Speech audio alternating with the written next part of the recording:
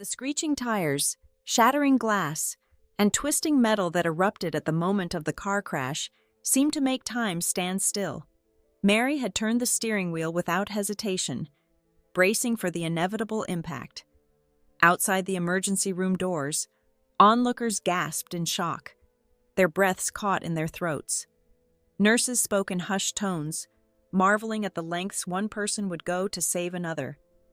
Was it possible for love to be so utterly selfless, they wondered? I could only manage a rueful smile as a whirlwind of emotions swirled inside me. Without a word, I reached for Mary's phone and found myself dialing the number of her first love from long ago, the one she could never quite let go of, no matter how deeply she tried to bury those feelings. Tom, her soulmate from youth who had suddenly reappeared, undoing a decade of my devotion in an instant. As I spoke into the phone, the bitter question echoed in my mind. How could everything we had built together crumble so easily? My first inkling of Mary's hidden truth came on my 25th birthday. She had gone all out, adorning our new home with delicate white roses in anticipation of our wedding. The delightful aroma mingled with a sense of romance that permeated every corner. Mary had even taken the time to learn how to bake, presenting me with a homemade birthday cake. As the candlelight flickered across her face, she smiled softly and whispered, "George, make a wish." The instant I closed my eyes, the glow of her phone screen caught my attention. I watched as she hastily read and responded to a message before setting the phone aside. When I opened my eyes, she was beaming at me, eyes crinkled with affection. "Your birthday wish is to be with me always, isn't it?" she asked. "Yes," I replied, without a second thought. "I want to be by your side forever." In that moment, as the candle flames danced and then disappeared with my breath, I was filled with hope for our future together and an all-encompassing love for her. Mary leaned in, her lips brushing against mine tenderly. "George, your wish will undoubtedly become reality," she murmured, before heading off to shower, leaving her phone on the nightstand. She had always had complete faith in me, never feeling the need to hide anything. I prided myself on our mutual trust and had never once invaded her privacy. But right then, as the screen lit up again, a name jumped out at me that made my heart nearly stop. Tom. He was the ex-boyfriend Mary had once been head over heels for. As if compelled by an unseen force, I found myself unlocking her phone, the passcode still set as the date we became a couple. Scrolling through their chat history, one message from Tom stood out. "I have to admit, I'm pretty envious." Further up the conversation, he had asked her, "Will you be spending the night with him?" Mary's response was brief but crushing. "Yes, I can't be with you tonight." As I scrolled through their daily conversations, I discovered a level of intimacy I had never known. They shared meals, work frustrations, and even details about my relationship with Mary, things she had never confided in me. Her messages to Tom overflowed with a tenderness she seemed to reserve only for him. Each word felt like a dagger plunging into my heart, leaving me breathless and aching. I had just managed to return the phone when Mary emerged from the bathroom, barefoot and illuminated by the soft glow of the dim light. Her damp hair cascaded over her shoulders, and the silk nightgown she wore clung to her curves as she nestled against me. Before she could utter a word, her phone chimed with another notification. The color drained from her face as she read the message. In a flurry of movement, Mary leapt up, not even bothering to change out of her nightgown as she grabbed her coat. "George, there's an emergency I need to handle," she said, her voice tight with anxiety. I reached for her hand, my eyes locked on hers as I pleaded, "It's my birthday, Mary. Can't you stay?" She hesitated, her free hand gently caressing my hair before she bent to kiss me. "George, this is really important. Please understand." She mistook my desperation for childish petulance, not realizing I had seen Tom's latest message. "Mary, I'm drunk. Can you come get me?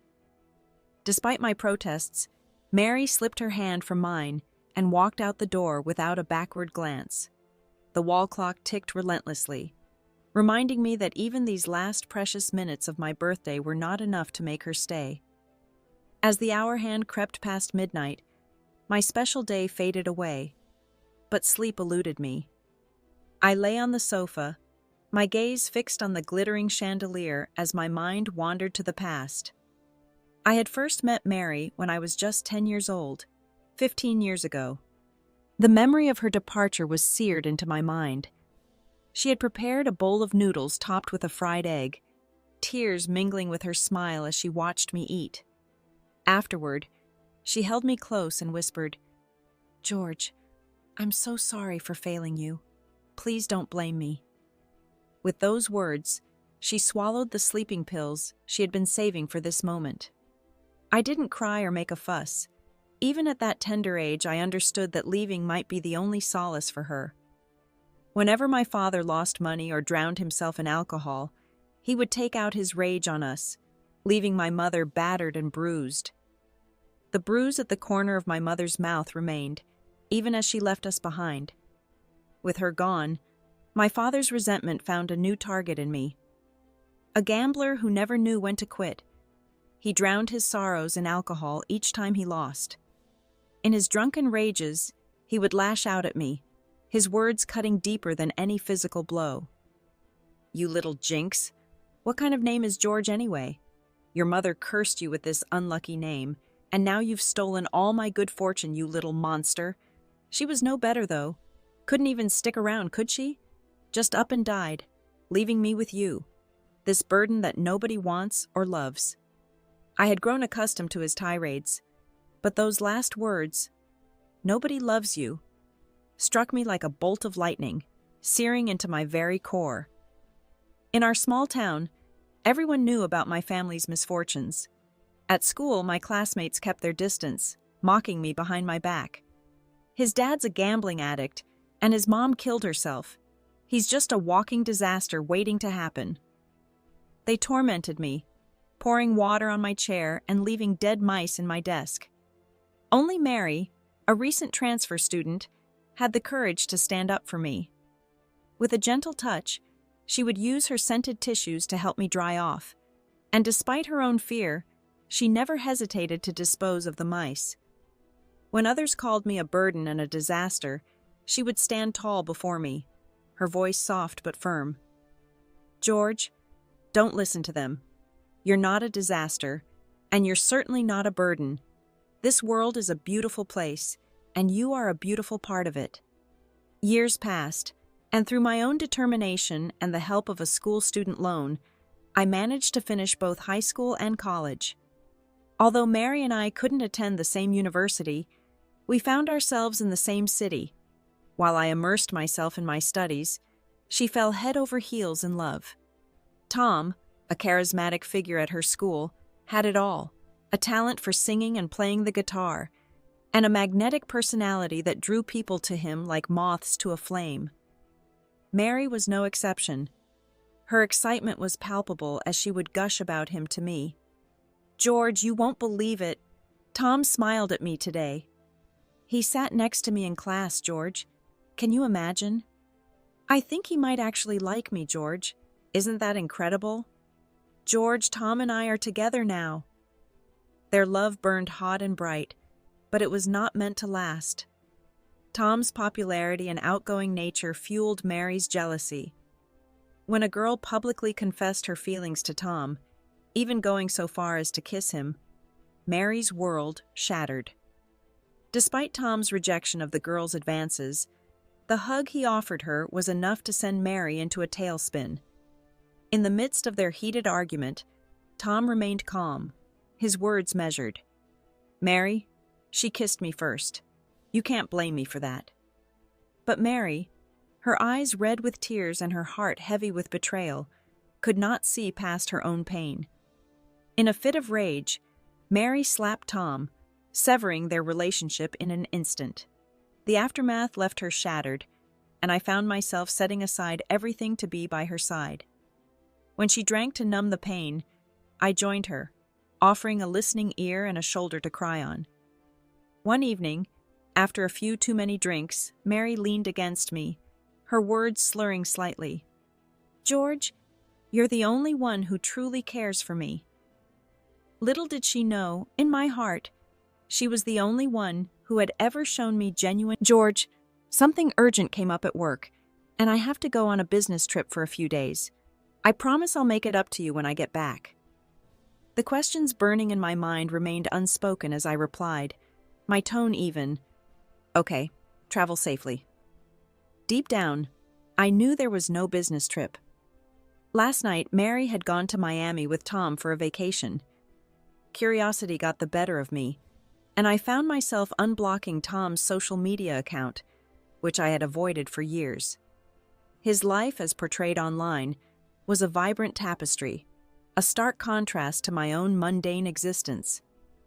Scrolling through his posts, I stumbled upon a picture that made my heart sink.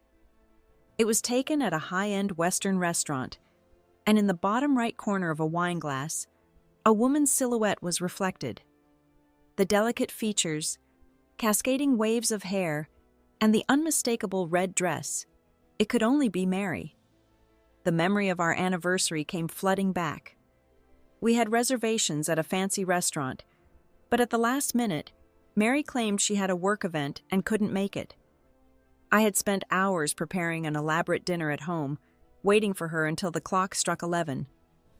The night she returned, the scent of alcohol clung to her like a second skin, mingling with the perfume that lingered on her red dress. A summer breeze carried the echoes of their evening together, and I found myself drawn to the accompanying picture of two hands intertwined. Though the delicate hand was bare, lacking the couple's ring we once shared, I recognized it instantly as Mary's. The faint scar on her index finger and the watch adorning Tom's wrist, a perfect match to the birthday gift she had given me, left no room for doubt. As the realization settled over me, a wave of helplessness and sorrow threatened to pull me under. The things I held dear, the tokens of our love, had been so easily bestowed upon another. A closer look at Tom's social media revealed an update that sent a chill down my spine. "Let's go to the beach together." It seemed that with a heavy heart, I took the stuffed bear, leaving the ring behind. It had been chosen for her, and without her, it served no purpose.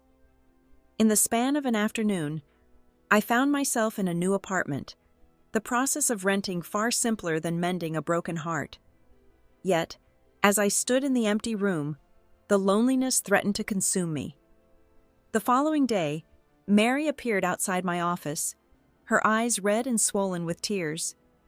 As she looked at me, her voice trembled. "George, why?" The confusion and hurt were evident on her face, as if she couldn't comprehend the reasons behind my abrupt departure from our home. A crowd began to gather, and she quickly pulled me into her car. We circled the block near my workplace, the tension thick between us. Mary's knuckles turned white as she gripped the steering wheel, her words coming out in a strained whisper. "Is there someone else?" The question pierced my heart like a dagger, and it took every ounce of my strength to respond. "Were you really on a business trip, Mary?" The truth spilled from my lips, my voice barely above a whisper. "It's you who has fallen for another." The image of her kissing Tom played in my mind, a cruel reminder that our relationship had reached its end. The words, "break up," had danced on the tip of my tongue countless times, but I could never bring myself to say them aloud. Our history was too deep, our bond too strong. We had long since transcended the label of lovers, becoming each other's closest confidants. Mary had been the sole source of warmth in my darkest hours, and the thought of letting go felt like an impossible task. In the sleepless nights that followed, I replayed every moment we shared, searching desperately for my own failings. I longed to find a way to mend what had been broken, to give our love another chance. The questions haunted me. What had I done wrong? Was I not enough? Was I truly unworthy of love? But the answers eluded me, leaving me lost and adrift. As my words hung in the air, Mary's face drained of color. She reached out to me, her hand trembling, but in that instant, the world tilted on its axis. The force of the airbag slammed me back against my seat, trapping me in place. The screeching of brakes and the sickening crunch of metal filled the air as an out-of-control car collided with us. When the chaos subsided, I found Mary lying beside me, her body broken and bloodied. The crimson stains burned my eyes, a horrifying realization dawning on me. In that split second before impact, Mary had wrenched the wheel, placing herself between me and the oncoming vehicle. In that moment, the memory of Mary's betrayal seemed to fade into the background, replaced by the overwhelming realization that I was the most important person in her life. As I stood outside the emergency room, my eyes fixated on the glowing red light above the operating room door, my hands raw and chafed from the relentless wringing of my own anxiety. Yet the pain in my flesh paled in comparison to the turmoil in my heart. The whispers of the nurses drifted through the air, their voices tinged with awe and admiration. To risk one's own life to save another, surely, this was the ultimate expression of unwavering love. But as I pondered the depths of Mary's devotion, I found myself drowning in a sea of confusion. How could the same woman who had become entangled with another man now lay her life on the line for my sake? The line between love and indifference blurred, leaving me lost and adrift in a maze of my own emotions. As the light in the operating room finally flickered out, the doctor emerged with news that brought both relief and apprehension. Mary's life was no longer in immediate danger, but she would need to remain under observation to monitor for any unforeseen complications. With heavy limbs and a heavier heart, I made my way to her bedside, where she lay in a deep, unresponsive slumber. Just as I reached for her phone to request a leave of absence on her behalf, the device buzzed with an incoming call from Tom. With trembling fingers, I pressed the answer button, steeling myself for the conversation to come. Tom's voice, laced with concern and a hint of desperation, crackled through the speaker. "Mary, why did you leave so suddenly? Is everything all right? You left me all alone in Miami and I'm worried sick. Mary, are you there?" The words caught in my throat, but I forced them out, each syllable a knife twisting in my gut. "She's in the hospital. You can come see her, if you'd like." The silence that followed was deafening, broken only by the distant whisper of the wind. When Tom arrived, having caught the last flight of the day, Mary remained lost in the depths of her unconscious state. As I looked upon the man who had shattered my world, I found myself strangely devoid of the anger and disgust I had anticipated. Instead, with a voice that trembled despite my best efforts, I asked, "Can we talk?" Tom nodded, and we found ourselves seated on a bench in the hospital garden, the weight of our shared history hanging heavy in the air. As I struggled to find the words, Tom spoke first, his tone measured and calm. "We've been together for 2 years. The admission hit me like a physical blow, stealing the breath from my lungs. For 2 long years, their love had blossomed right under my nose, while I remained oblivious, lost in the illusion of my own happiness. As Tom continued to speak, he painted a picture of a relationship filled with grand gestures and quiet moments of tenderness. He spoke of how Mary had gone to great lengths to secure front-row tickets to see his favorite singer, just to see the joy on his face. He recalled the night she had taken on a row of strong drinks to spare his stomach during a client meeting, her concern for his well-being outweighing her own discomfort. With each revelation, the cracks in my heart deepened, the shards of my shattered dreams cutting deeper with every word. As Tom recounted his cherished moments with Mary, each word felt like a dagger plunging deeper into my already wounded heart. The beautiful memories they shared were a source of endless torment for me, a stark reminder of the love I had once believed was mine alone. I couldn't help but think back to our own history, to the times when Mary had gone above and beyond to show her affection. I remembered the day she surprised me with a signed album from my favorite singer. She had spent an entire month standing outside the school, handing out flyers in the sweltering sun, just to save enough money to make my dream a reality. When she presented me with the album, tied with an elegant bow, I was overwhelmed with emotion. Tears threatened to fall as I fanned her, my voice thick with gratitude. "Mary, you didn't have to do this for me. This album means nothing compared to how much you mean to me." What I couldn't bring myself to say was that I felt undeserving of such a grand gesture, that I had always felt unworthy of her love. But Mary looked at me with a fierce intensity, her eyes locked on mine as she spoke. "George, everything I do for you, I do it willingly. You are always worth it. Worth all the good things in life. Worth being loved." For the first time in years, I allowed myself to cry in front of her. The tears I thought had long since dried up flowed freely, a testament to the depth of my emotions. We never could have imagined that the person who once showed me the purest form of love would one day become the source of my greatest pain. It dawned on me that the love Mary had given me, she had also bestowed upon Tom. The same devotion that drove her to endure the scorching sun for a month to make me happy had compelled her to stay up late, scouring the internet for concert tickets to surprise Tom. The same concern that made her worry about me working late had led her to feel sorry for Tom when he was pressured to drink by his clients. She had divided her love into two parts, one for me and one for Tom. In that moment, the tangled web of questions that had haunted me seemed to unravel. There was nothing left to ask, no more mysteries to unpack. I found myself staring in the direction of Mary's hospital room, a bitter smile tugging at the corners of my mouth. As I sat by Mary's bedside, keeping vigil, a young girl in the neighboring bed spoke up, her voice tinged with anxious envy. "I wish I had a love like yours. She must love you so much to risk her own life for you. It's like that saying goes, loving you more than loving herself. That's what you two have, isn't it?"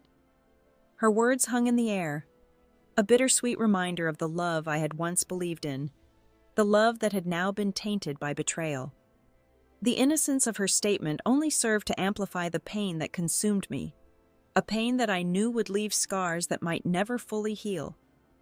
I could only manage a half-hearted smile, not wanting to reveal the depth of my pain. It seemed that everyone believed Mary's love for me was unshakable, a bond that could withstand any obstacle. But only I knew the truth. Our love had long been shattered, the pieces too jagged to ever fit back together. Turning to Tom, I spoke the words that felt like a final surrender. "Mary is yours now. From this moment on, she and I are no longer a couple. I'm stepping aside, completely letting go." 2 weeks later, I found myself face to face with Mary once more. She stood at the base of my office building, leaning heavily on a cane, her body still bearing the scars of the accident that had nearly claimed her life. As our eyes met through the bustling crowd, a flicker of emotion passed between us, a silent acknowledgement of all that had transpired. Tears welled up in Mary's eyes, making her appear fragile and vulnerable. The golden hues of the setting sun bathed her delicate features in a soft, ethereal glow, casting an aura of enchantment around her. With a soft sigh, I made my way towards her, knowing that there were still words left unspoken, truths that needed to be confronted. We found ourselves at the amusement park, perched on a bench beneath the towering Ferris wheel. The memories of our past came flooding back, the day I had confessed my feelings for her, right here in this very spot. She had been so full of joy then, eagerly pulling me from one ride to the next, a cute cat ear headband perched atop her head. "George, does it look good?" she had asked, tilting her head playfully. I remembered tapping her forehead gently, a smile tugging at my lips. "It looks perfect." Her eyes had sparkled with mischief as she pressed further. "George, do you like it?" Without hesitation, I had nodded, my heart swelling with emotion. "I like it, Mary. I like you. The words had barely left my mouth when we both flushed, the weight of my confession hanging in the air between us. Mary had leaned in, her lips brushing against mine in a tender kiss. George, I know. I've known for a long time. But now, sitting on that same bench, everything had changed. The adoration that had once shone in Mary's eyes had been replaced by a dull ache, a reflection of the pain that consumed us both. I looked at her, my gaze steady and unwavering, and spoke the words that would forever alter the course of our lives. Mary, let's break up. She was a smart woman. I knew that the moment she had woken up in that hospital bed, Tom by her side, she had understood that I was aware of everything. The silence that stretched between us was heavy, a stark contrast to the laughter and joy that surrounded us. The more vibrant the world seemed, the more isolated we became, trapped in a bubble of our own making. I no longer had the strength to delve into the details of our past, to question whether her love for me had ever been genuine. Even before the accident, I had known that our relationship had reached a breaking point, that the years we had shared had led us to an inevitable conclusion. I had once yearned for clarity, desperate to understand how our love had strayed so far from its original path. I had been willing to endure the pain, to confront the truth, if only to find some sense of closure. But now, as I sat beside Mary, I realized that the details no longer mattered. The process of her betrayal, the way it had begun, could not change the harsh reality we now faced. After a moment of heavy silence, Mary's voice broke, the words catching in her throat. George, can't you forgive me? Just this once? Her fingers clutched at the hem of my shirt, a gesture of desperation I had never seen from her before. Mary had always been a woman of pride and confidence, never one to bow to anyone.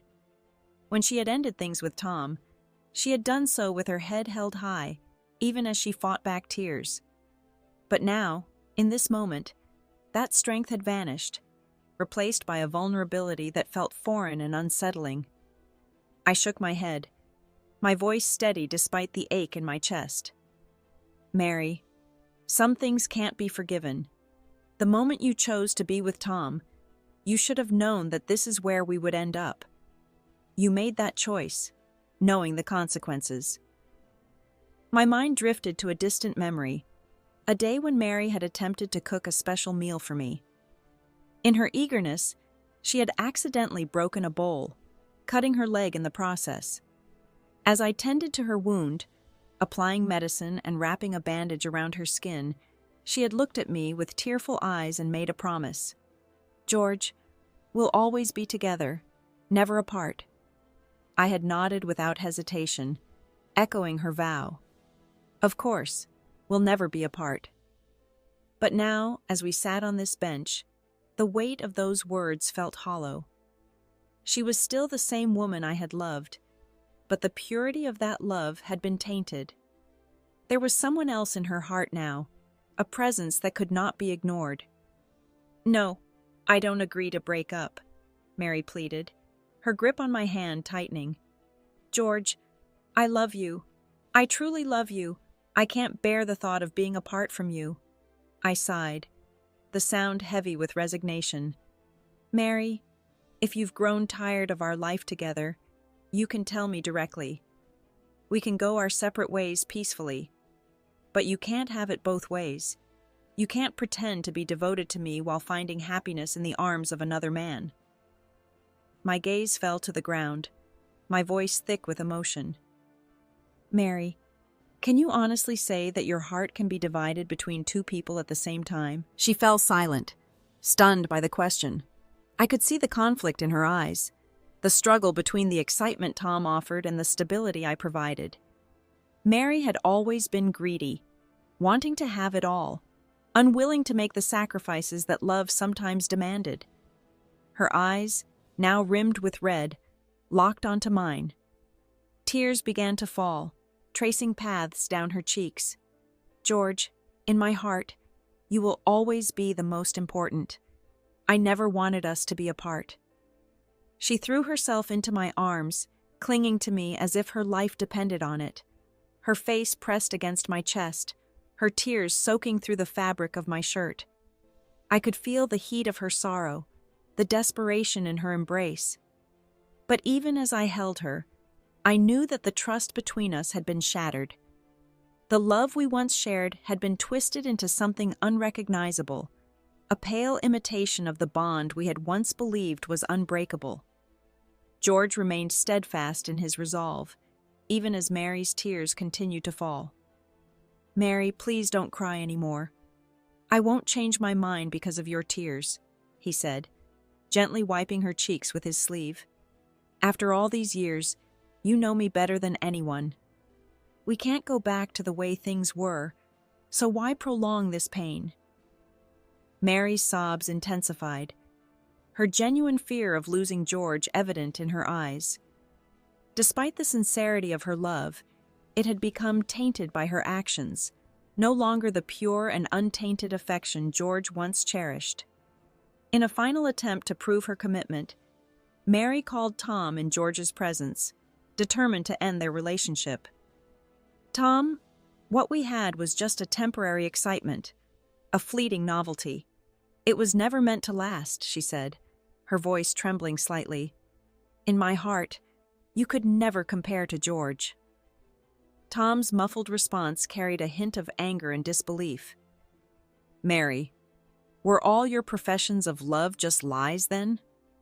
Mary lowered her gaze, her lips pressed together in a moment of hesitation before she answered, "Yes, Tom.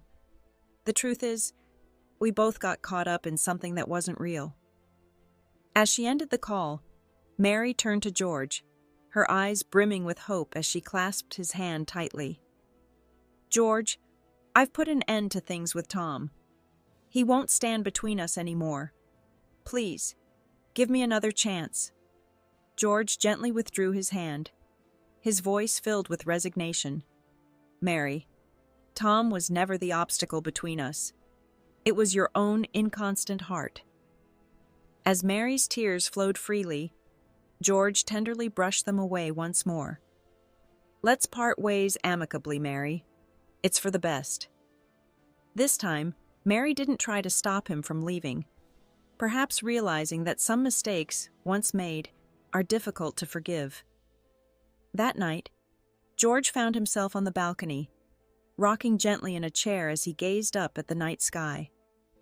The stars seemed dim and scattered, their light overpowered by the dazzling brilliance of the city below. He wondered how many people, surrounded by the allure of neon signs, would take the time to look up and appreciate the subtle beauty of the stars. As he drifted off into a restless sleep, George's dreams were filled with chaos and memories of his mother's passing. He saw her lying on the hard bed, consumed by despair as she swallowed the sleeping pills that would end her life. Marching up to the ringleader, Mary threw his homework into the puddle and declared, "You're not allowed to bully George anymore. If you do, I'll tell the teacher." During the break, Mary helped George dry off with a scented tissue, reassuring him, "Don't be afraid, George. I'll protect you." The dream changed one final time, and George found himself face to face with an adult Mary, holding a bouquet of white roses. "George, we'll be together forever," she promised. Despite the once comforting nature of the scene, George jolted awake, his heart heavy with the realization that he and Mary could never return to the way things were. Dreams, he realized, always come to an end. Unexpectedly, George's phone rang, displaying Tom's name on the screen. He hesitated for a moment before answering, his focus torn from the proposal he'd been working on. "George, it's Tom," the voice on the other end said, followed by a brief pause. "I need to talk to you about something." George was caught off guard by Tom's unexpected call. "I know this is presumptuous, but I have no other choice," Tom said, his voice devoid of emotion. "Mary has been drinking heavily lately, and now she's in the hospital with a stomach hemorrhage. She refuses treatment and insists on being discharged. I can't convince her, so I thought maybe she would listen to you, given your history together." When George arrived at the hospital room, Tom calmly relinquished his spot by Mary's bedside and left without a word. Mary's eyes widened in surprise and shock upon seeing George, before quickly averting her gaze. "Mary, George began, but Mary cut him off. "George, it hurts so much. I feel miserable. I miss you terribly," she said, tears welling up in her eyes. With that, Tom lit another cigarette, the smoke swirling around them. "George, I've let go," he said, taking a deep drag and exhaling a large smoke ring. Despite Tom's words, George felt no emotional response. He replied, "Tom, neither you nor I are the most important people to Mary. The most important person to her is herself. She enjoys the excitement you bring and the stability I provide. Without you, there will be others to give her a sense of novelty. Without me, she will seek stability from others. The love that you and I give her is not unique." Tom left decisively, not looking back. George remained on the bench, smoking his first cigarette ever. The smoke was harsh, but it made him feel even more alert and clear-headed. The last time George saw Mary was on a snowy Christmas Eve. As he left the office at midnight, he stepped out into a hazy, white landscape. Reaching out to catch a falling snowflake, he felt its coldness melt in his palm. At that moment, a familiar voice called out from behind, "George?" Turning around, he saw Mary wearing a white wool coat and a red scarf, just like the day they first arrived in the city. Back then, she had been dressed similarly, happily running through the snow-covered streets. Mary approached him, holding out a beautifully wrapped gift. After a moment of silence, she said, "George, Merry Christmas." Looking closely at her,